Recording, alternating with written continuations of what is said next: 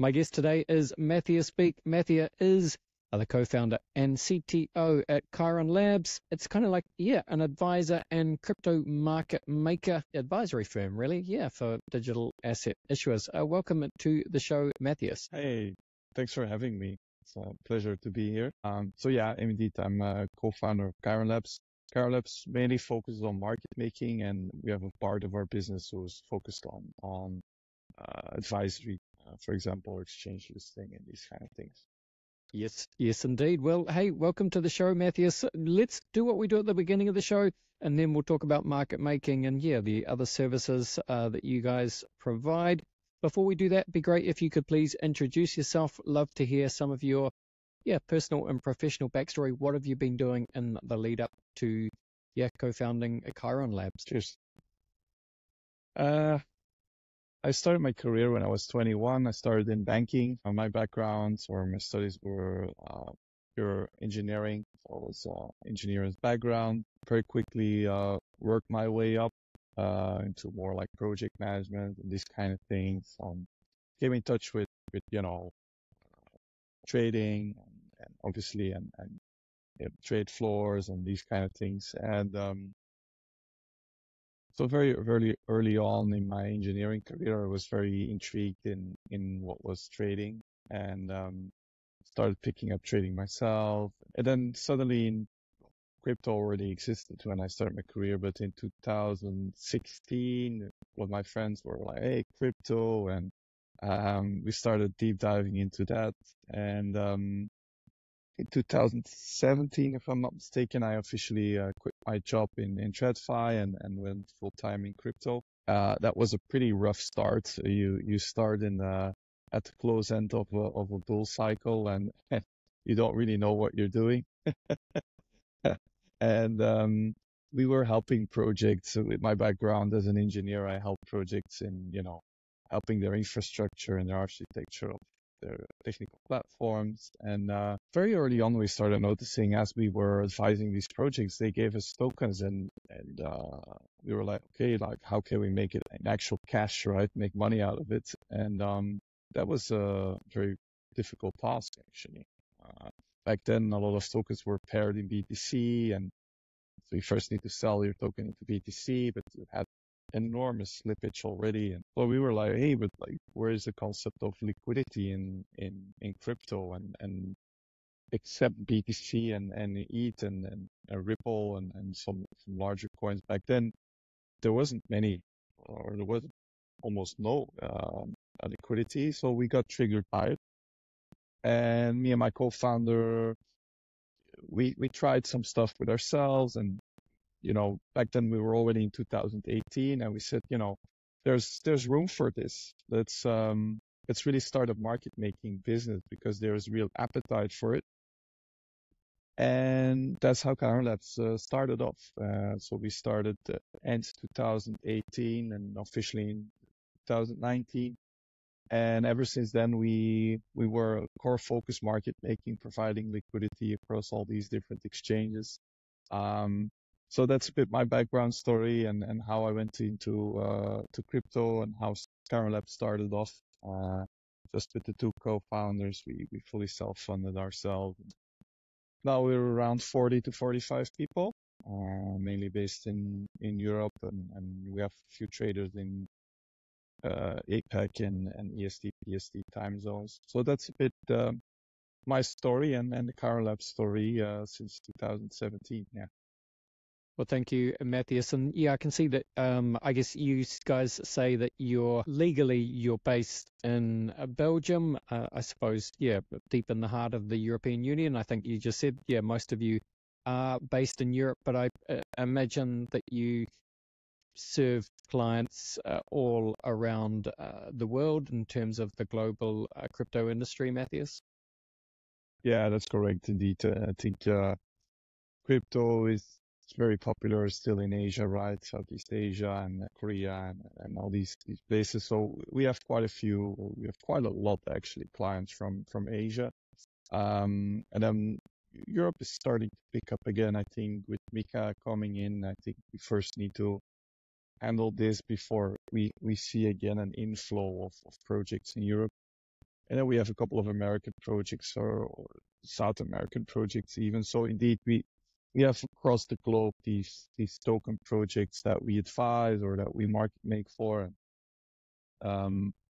We need to make sure that, we cover the market. So indeed, we have both business development as advisors, as traders in Asia, but also in East and West Coast US to make sure that we have the 24/7 market coverage across the globe.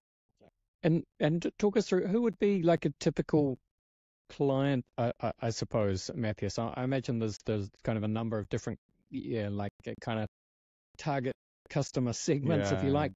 But talk us through the process of what like a typical client would look like. What would they come to you?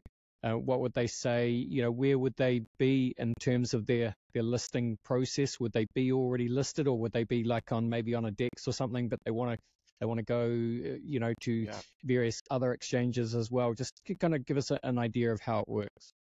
yeah. So, I think we have different clients, right? Take Mm. first of all the token projects itself, which I will dive into a bit more in depth on what type of stages they are in, how they are set up. Well, token projects, we have the exchanges themselves too, providing liquidity to major pairs and making sure we provide liquidity to them. Then we have high net worth individuals who want to go into digital assets.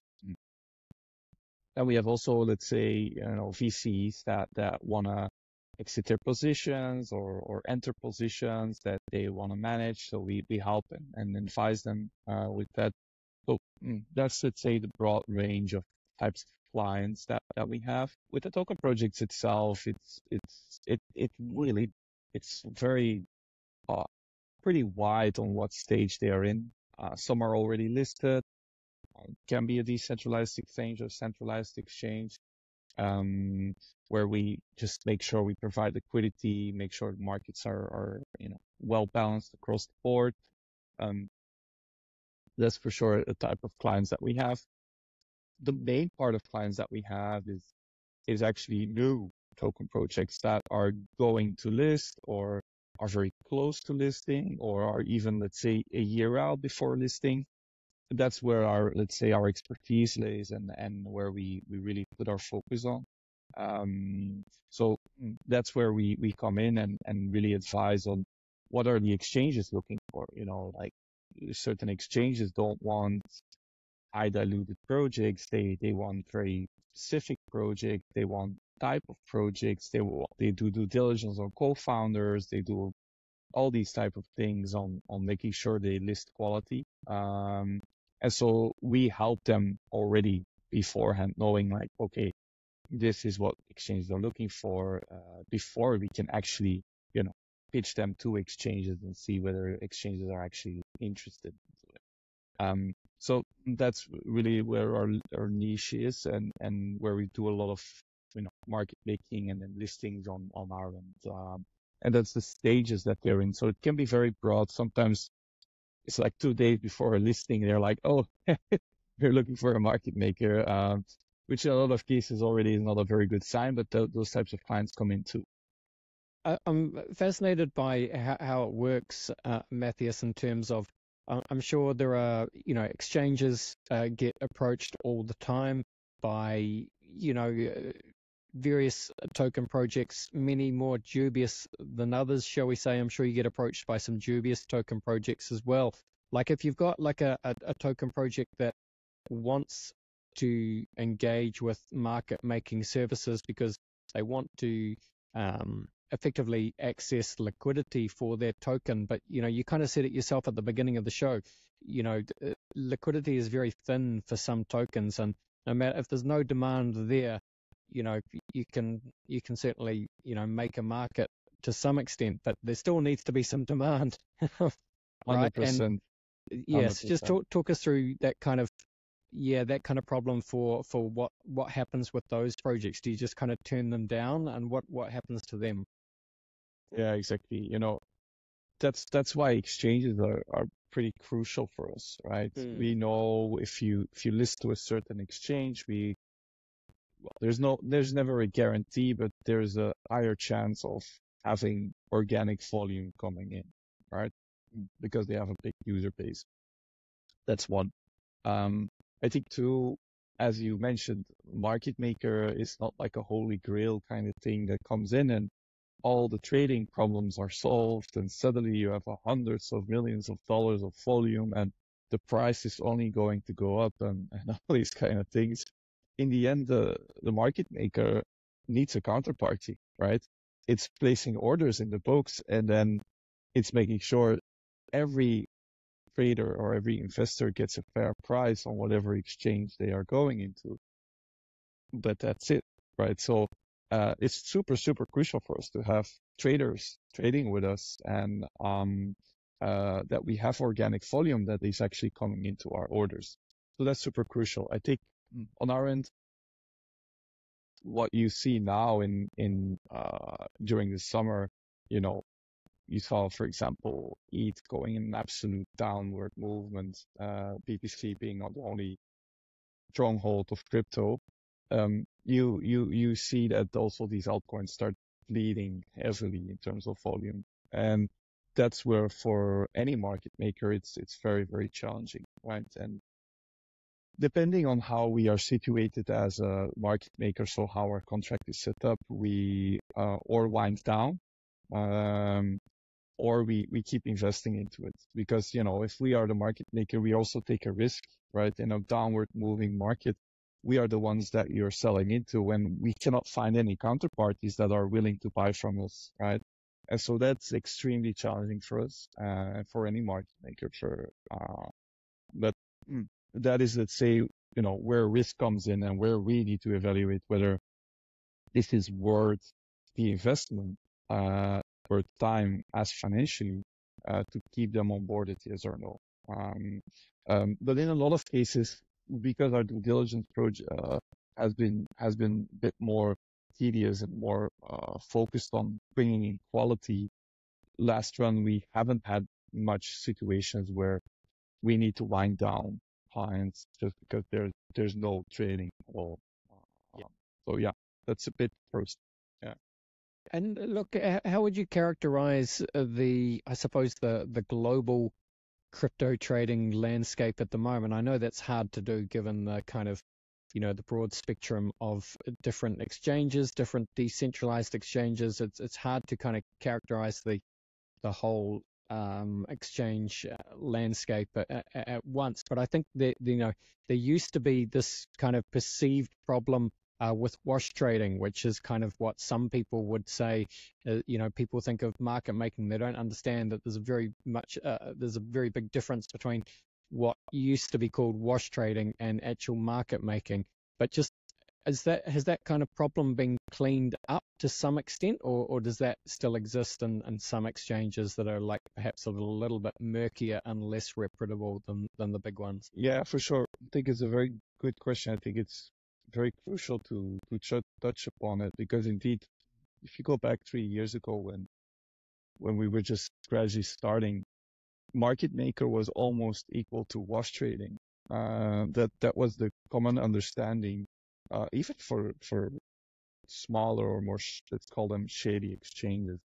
But that has very much evolved into, the reputable exchanges. They actually talk to you and say like, hey, what has happened here? Because in all honesty, sometimes a wash trade can happen when you're market making, right? Because you need to be fast and you take certain decisions to speed up certain actions.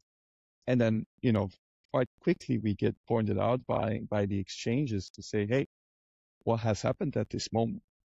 So that is for sure a change that we have seen and which we very much like. That's one. I think two, you will always have these exchanges on the line of let's say the law of regulation, where they're difficult to be enforced to be regulated. Although you start seeing these exchanges, their volume is also shrinking down because the risk is getting too high for these retail people. But for these types of exchanges, we do see still volume requirements that we cannot um, obey to, right? Which is still happening, but it has drastically shrunk down, and you see much more focus on actual liquidity and exchanges putting requirements on like needing to have at minimum that amount of spread and that amount of depth within certain ranges of the mid price. So yeah, it's a big change that we have seen in the last 2 years in our operating model. Yeah. And what about, crypto trading more broadly, Matthias? Like you said it yourself earlier when you said, we've seen Ethereum kind of stagnate really this year. I think Bitcoin is up. If I just really quickly look at coin market cap, and Bitcoin is up around 38% year to date, whereas Ethereum 0.43%. So Ethereum effectively flat for the entire year. And as you pointed out, a lot of altcoins will have done significantly worse than that. I'm sure, like for all the different market making firms like you guys, you want, it's great to have lots of different traders trading in and out of lots of different altcoins because that's where the liquidity comes from. It just makes a much more interesting and dynamic trading marketplace. But when it all kind of focuses on Bitcoin, and I guess, we had the ETF, and everyone's happy for Bitcoin to do well, but they kind of want the altcoins to follow, and they're waiting for that to happen. Does that make it harder for market makers? Is it sort of a waiting game?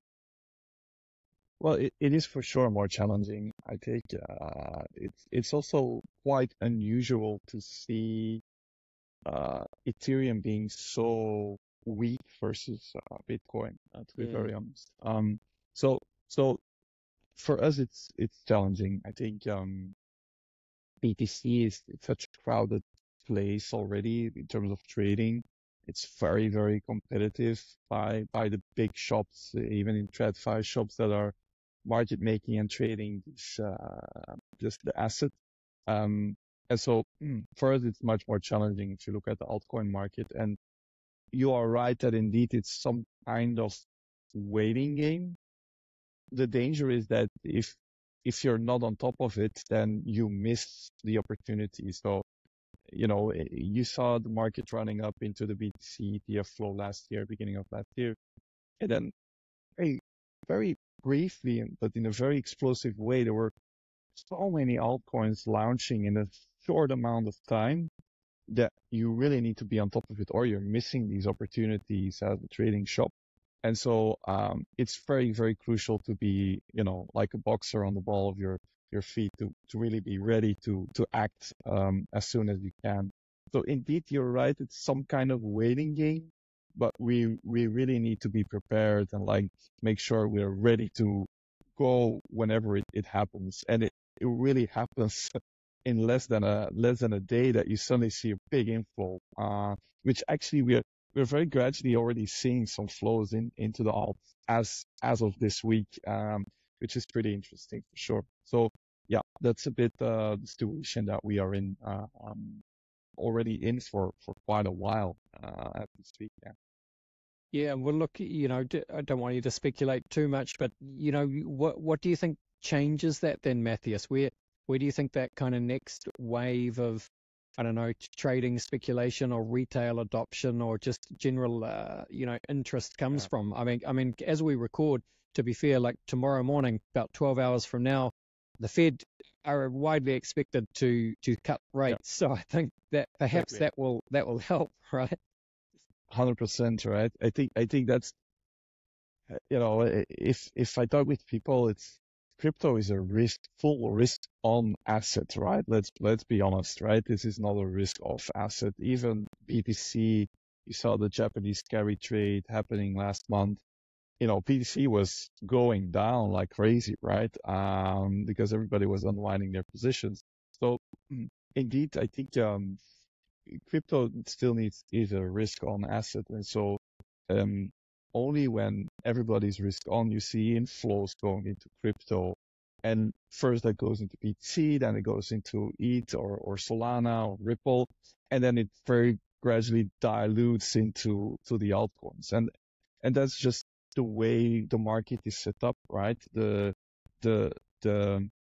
less possible returns in these majors, then people start looking for something else. And first it goes into equities, and then it goes into maybe in BTC, and then it goes into possibly alts. And that's just the flow of risk on money, right?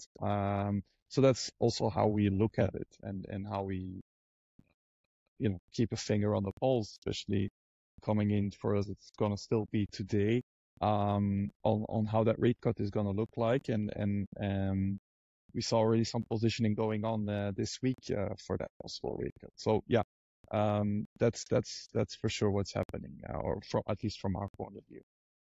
Yes, indeed. Well, look, as people are listening to this, the news will be out. So hopefully we have, by the time people are listening to this, the Fed will have announced some rate cuts, and maybe we're starting to see some action in the markets. What about in terms of, the, I guess the kind of inbound inquiries from potential clients? Is that still happening? Because I suppose, one of the paradoxes of blockchain, of course, is that, you'll be only too well aware, Mathias, that anyone can effectively go out and very easily issue their own token, launch their own token project, and have dreams of potentially getting that listed on an exchange and getting liquidity. So there must be lots of new projects popping up all the time. Is there still that kind of hype cycle happening, new projects happening? Do you get still plenty of inquiries at the moment? Well, it's picking up again, to be honest. Summer, except DeFi summer has always been a very calm period for altcoins and for, in general, volume in trading in crypto. And so that is pretty quiet in terms of listings. So you see it also on these exchanges. The listings that are happening is very, very small. So it was very, very quiet, but now we're seeing again much more inflow coming in through our own network, through our websites, to whatever. And so we do see, actually, starting September, you start seeing again inflows coming in of token projects that our business development team needs to go through and do due diligence on, and so on and so on. As you said, and literally everybody can now launch token on Ethereum, and off we go, right? So it's pretty easy, and it's also, we need to be cautious. If you look in March of this year, there were so many launches, and then you have to ask yourself, like, is there actually enough money to buy all these tokens, right? It was so diluted, extremely diluted. And so now you're seeing these exchanges actually starting to delist tokens because, it was way too much. And I'm expecting a bit the same. We're already seeing exchanges, centralized exchanges, being much, much, much more critical in what they are listing, when they are listing, and what they are listing. And I think that's for sure something that we are seeing. Yeah, well, I think it's probably the sensible approach. I think it's just, because the meme Exactly. coins coming out of Solana, of course, and it's just how many. I get that, there's a new meme every week, but it just becomes a little bit too much for the market to absorb over time, doesn't it, Mathias? Exactly. Yeah, it's nuts, right? I think I wasn't at an event recently, and somebody said there were 500,000 tokens launched this year. Wow, that's And crazy. that's insane. And I think I think he added, or she, that 70% of it was on Solana. Yeah. So it's absolutely nuts, right? Yeah.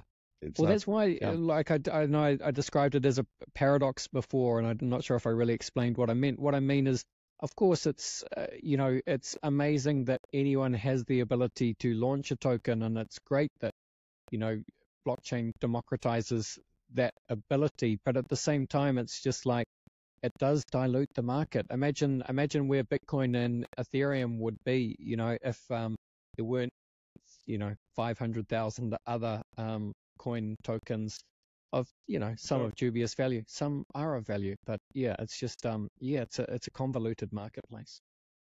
Yeah. It's very it's pretty tough, right? I think for us,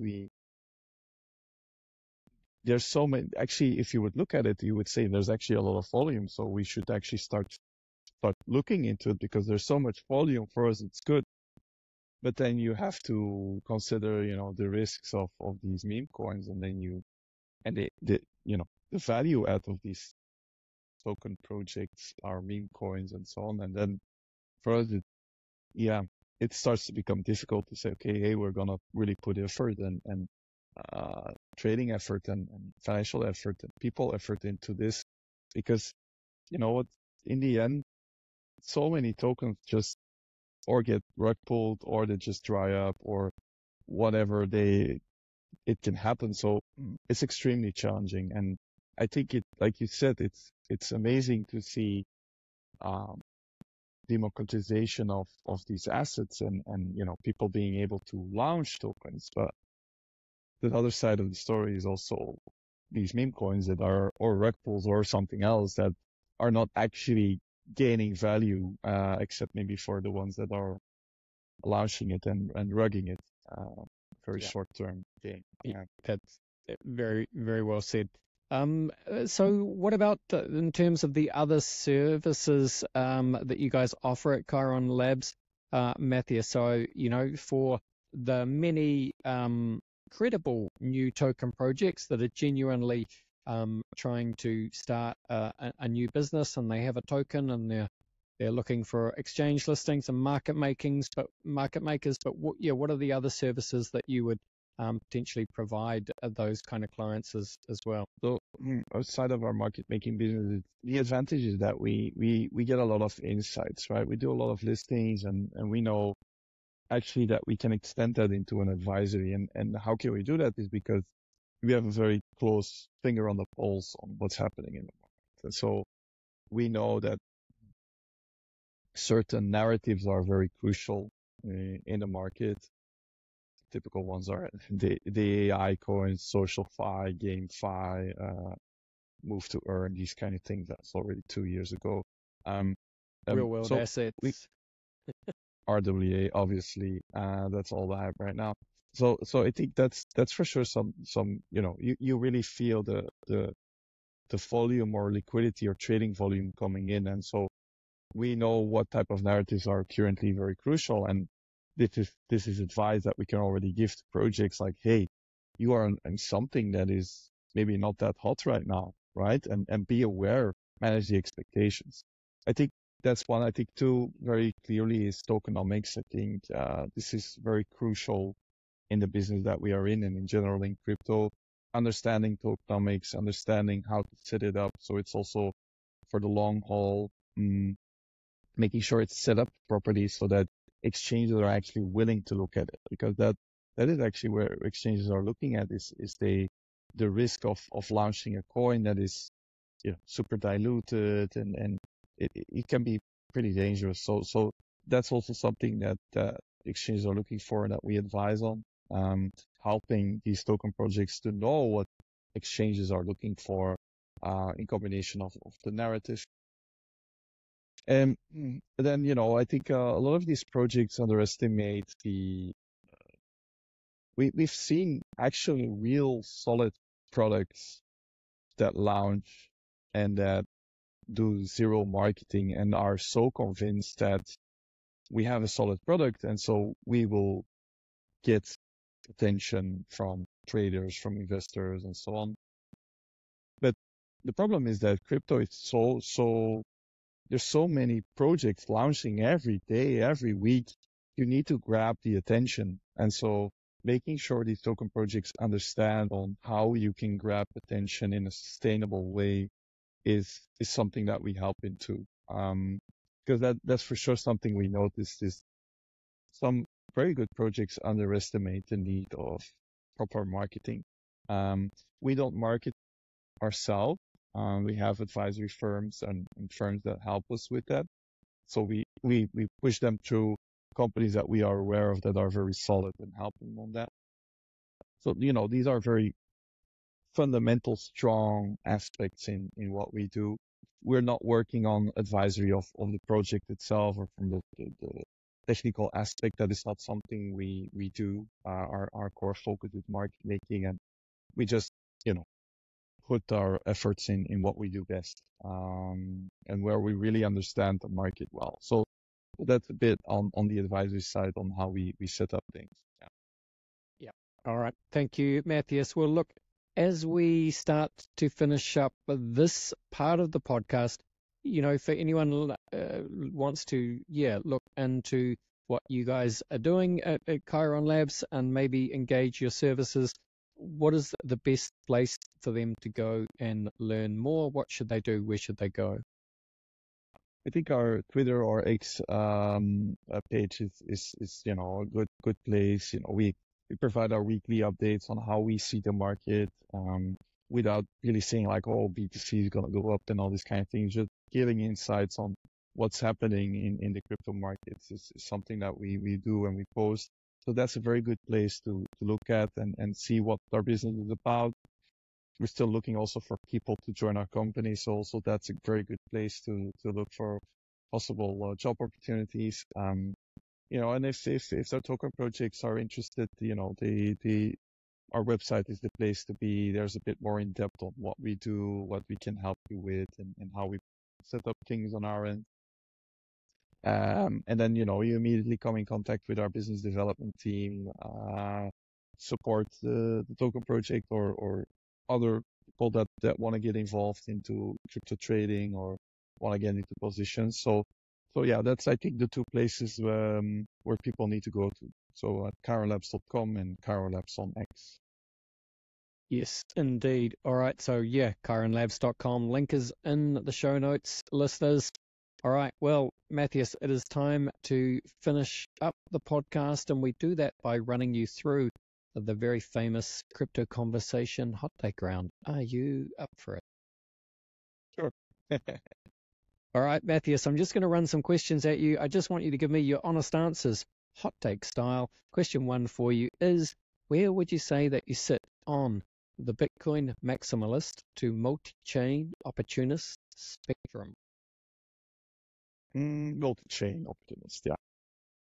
Yep, makes sense to me. All right, what would you say is your firmest conviction crypto opinion, Matthias? Well, to be honest, it's still DeFi.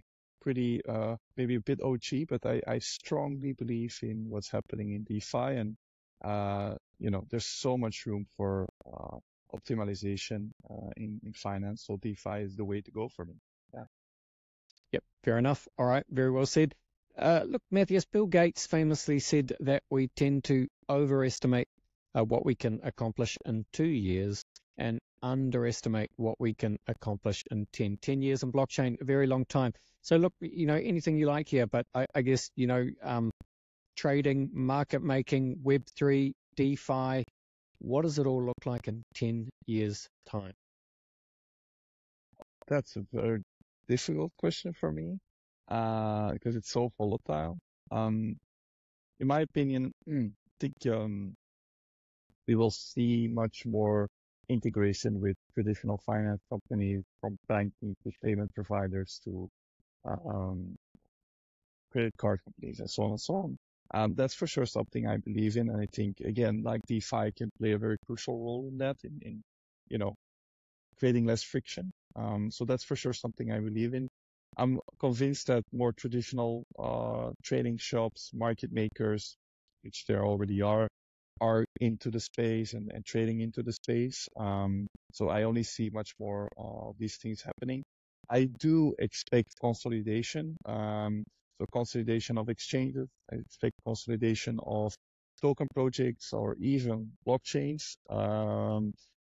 Because let's be honest, it's still very inefficient today, and I believe consolidation could make things much more efficient. So these are things that I'm expecting in the coming years. But it's a pretty difficult thing to put a finger on. Let's say if you look back when BTC started, I don't think people would expect where it is today, to be very honest, or very few would have expected where it is today.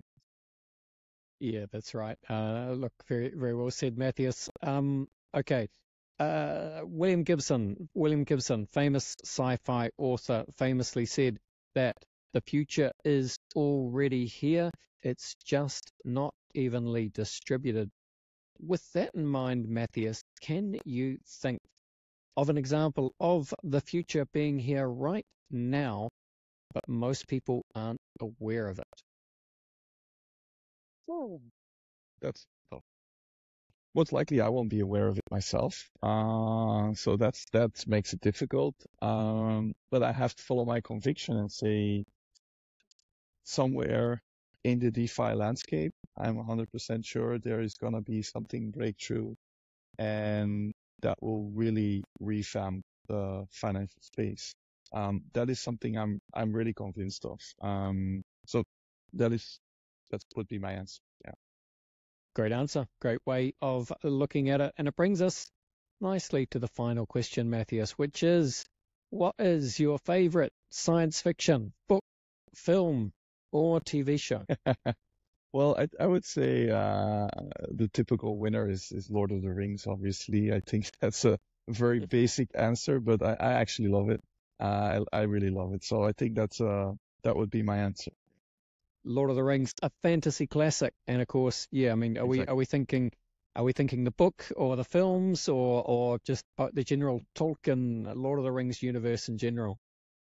I would say the general part, so whole Tolkien universe, but I would say obviously it started for me. I was still young with the Mm. movies, but very gradually it started moving into the books. The older you get, I think that I'm not that old yet, but the older you get, the more you're really into these details that are described in the book that you're a bit more sensitive to.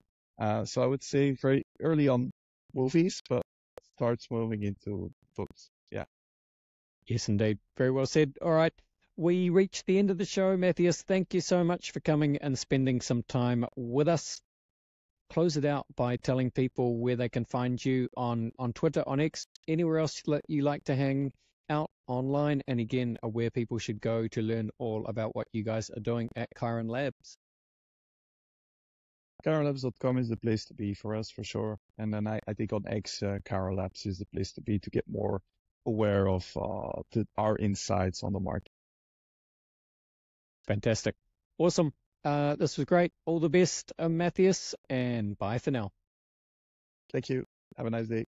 Cheers.